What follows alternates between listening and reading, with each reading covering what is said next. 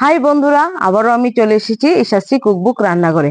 বন্ধুরা, তোমরা সবাই কেমন আছো? আমিও ভালো আছি, আর অবশ্যই তোমরা ভালো থাকবে, সুস্থ থাকবে। আর আজকের একটা যে পিঠা বানাবো সেটা হলো তালের রসরাস পিঠা। আর সেটা তো বন্ধুরা অসাধারণ, খুবই ভালো লাগে খেতে। তো চলো কিভাবে আমি তালের রসরাস পিঠাটা বানাই তোমাদের সাথে আমি পুরো ভিডিওটা শেয়ার করব।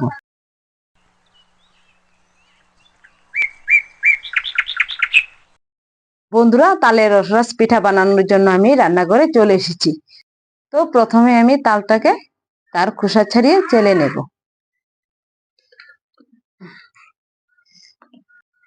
বন্ধুরা, প্রথমে আমি তালের খোসাটা ছাড়িয়ে নেব।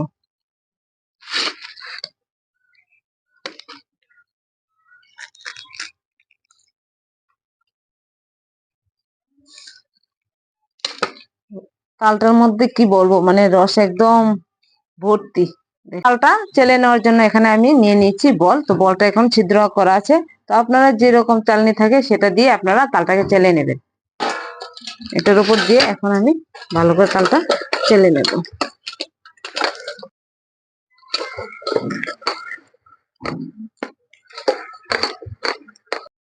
বন্ধুরা, আমি তালটা চেলে নিয়েছি। এখন তার রসটা থেকে যে একটু তিক্ততা থাকে ওটা আমি ছেঁকে নেব। তো তার জন্য এখানে আমি একটা সাদা কাপড়ের টুকরা নিয়েছি। তো এখন তালটা দিয়ে দেব। তো এভাবে আমি বেঁধে আধ ঘন্টার জন্য বন্ধুরা আমি রেখে দেব।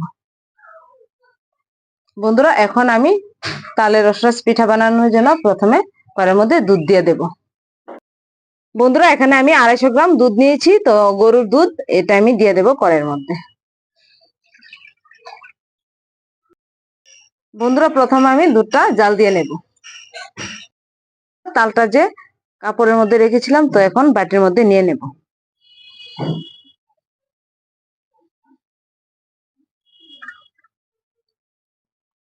বন্ধুরা, আমি এখানে হাফ বাটির চেয়েও বেশি তালের রস নিয়ে নিয়েছি।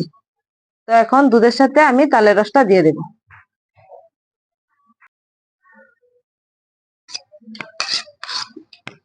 তালের রসটা দুধের সাথে আমি ভালো করে মিশিয়ে নেব।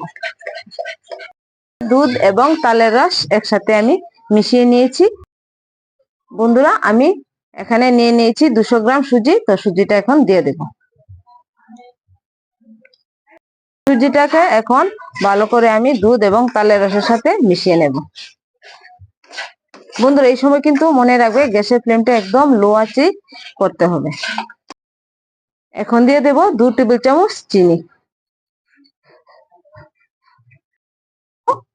অল্প লবণ।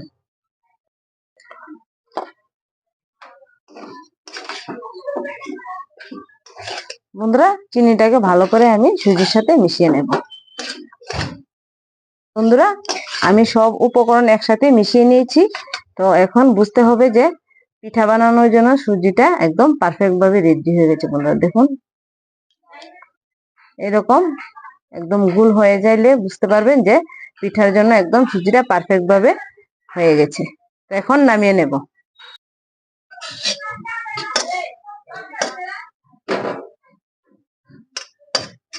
এখন দিয়ে দেব 1 টেবিল চামচ ঘি। বন্ধুরা, সুজিটা কিন্তু গরম গরম ভালো করে মুথে নিতে হবে, না হলে কিন্তু ঠান্ডা হয়ে গেলে ভালো হবে না। আর খুব সাবধানে মাখতে হবে। বন্ধুরা, আমি একটি সুজির ডো বানিয়ে নিয়েছি এরকম।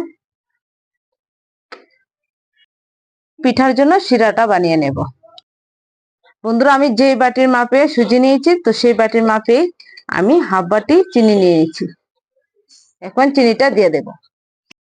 সেই বাটির মাপে দিয়ে দেব হাফ বাটি জল। বন্ধুরা, শিরাটার মধ্যে ভালো স্মেল আসার জন্য দিয়ে দেব এখানে এলাচের গুঁড়ো নিয়ে নিয়েছি। তো এলাচের গুঁড়োটা এখন দিয়ে দেব। আপনারা চাইলে গোটা এলাচও দিতে পারবেন, তাতে স্মেলটা ভালো আসবে। বন্ধুরা, শিরাটা হয়ে গেছে, এখন আমি নামিয়ে নেব। বন্ধুরা, এখন পিঠাগুলো বানিয়ে নেব।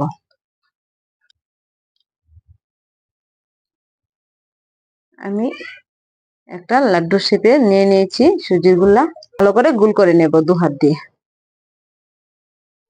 এখন পিঠাটা ডিজাইন করে নেব। এখানে একটা আমি চামচ নিয়ে নিয়েছি, তো এটা দিয়ে আমি ডিজাইনটা করব।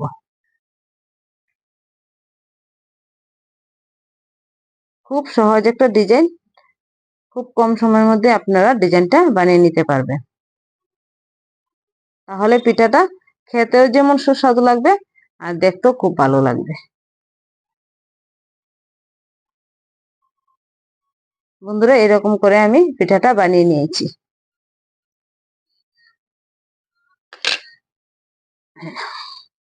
বন্ধুরা, এখন আরেকটা ডিজাইন বানিয়ে নেব।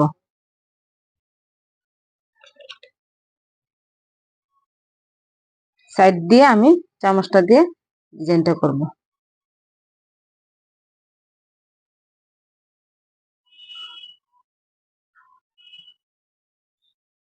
খুব সহজ একটা ডিজাইন বন্ধুরা।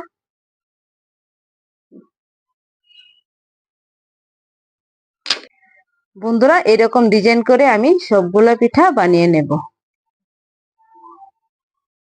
বন্ধুরা, সবগুলো পিঠা বানিয়ে নিয়েছি। তো দেখুন পিঠার ডিজাইনটা কতটুকু সুন্দর হয়েছে এবং পারফেক্ট ভাবে ডিজাইনটা বানিয়ে নিয়েছি। ভাজার জন্য কড়াই বসিয়ে দিয়ে দিয়েছি। এখন দিয়ে দেব রিফাইন্ড অয়েল। সামনে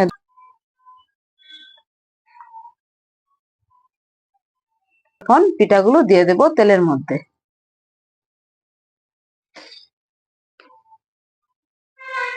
বন্ধুরা, আমি এখানে 4টি পিঠা একসাথে দিয়ে দেব।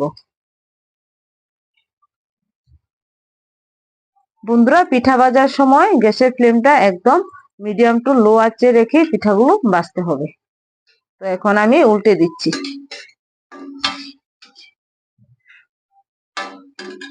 একটু ব্রাউন কালার করে আমি পিঠাগুলো ভেজে নেব।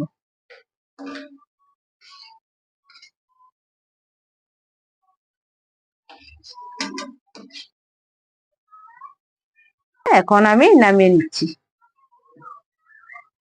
পিঠাগুলো নামিয়ে আমি এখন শিরার মধ্যে দিয়ে দেব। এখন আবারও দিয়ে দিচ্ছি পিঠাগুলো।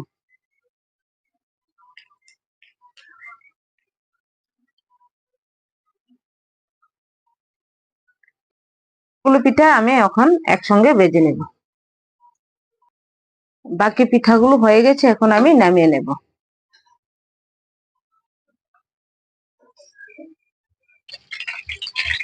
বন্ধুরা, দেখেছেন কালারটা কি সুন্দর এসেছে। বন্ধুরা, ভাদ্র মাস মানে তালের রকমারি পিঠা। আর সেই রকমারি পিঠার মধ্যে একটা পিঠা আজকে আমি বানিয়ে নিয়েছি, তালের রসরাজ পিঠা। তো পিঠাটা বানাতে খুবই সহজ আর মানে খেতে তো অসাধারণ লাগে। তোমরা কিন্তু অবশ্যই বাড়িতে বানাবে পিঠাটা। পিঠা ভাজা হয়ে গেছে, এখন আমি শিরার মধ্যে দিয়ে 5 মিনিটের জন্য ঢাকা দিয়ে দেব। বন্ধুরা, তোমরা কিন্তু অবশ্যই পিঠাগুলো ভাজার পর ঢাকা দিয়ে দেবে। তো আমি ঢাকা সরিয়ে এখন দেখবো। তো দেখো বন্ধুরা, পিঠাগুলো ফুলে কতটা বড় হয়ে গেছে। আর এখন মানে হাতে নিলে বোঝা যাচ্ছে পিঠাটা কতটা স্পঞ্জি হয়েছে। তো এখন একটা পিঠা কেটে তোমাদেরকে আমি দেখাবো ভিতরটা কতটা রসালো হয়েছে আর কতটা সুস্বাদু লাগবে। তো দেখো একদম জামুন মিষ্টির মতন লাগছে। অবশ্যই কিন্তু বন্ধুরা তোমরা একবার হলেও বাড়িতে বানিয়ে খেও, অসাধারণ লাগে। তো এখন খেয়ে দেখি কিরকম হয়েছে। মানে কি বলবো, অসাধারণ হয়েছে। তো দেখো পিঠাটা দেখতেও কতটা সুন্দর লাগছে। বন্ধুরা, তোমরা কিন্তু ভাদ্র মাসের মধ্যে পিঠা খেতে তো মানে অসাধারণ লাগে। আর তাল এটা একটা মৌসুমীয় ফল। তো বছরে একটা সিজনই তাল আসে, তো অবশ্যই তোমরা বাড়িতে বানিয়ে খেও। আর আমার ভিডিওটা যারা ইউটিউব থেকে দেখছো তারা আমার ইউটিউব চ্যানেলটাকে সাবস্ক্রাইব করে দিয়ে এরকম নিত্য নতুন ভিডিও দেখার জন্য অবশ্যই আমার পাশে থাকবে। আমার ভিডিওগুলো দেখে লাইক কমেন্ট এবং শেয়ার করে দেবে। আর আজকের মতো তোমরা ভালো থেকো, সুস্থ থেকো। আবারও আমি ফিরে আসছি অন্য একটা ভিডিও নিয়ে। আজকের মতো বাই।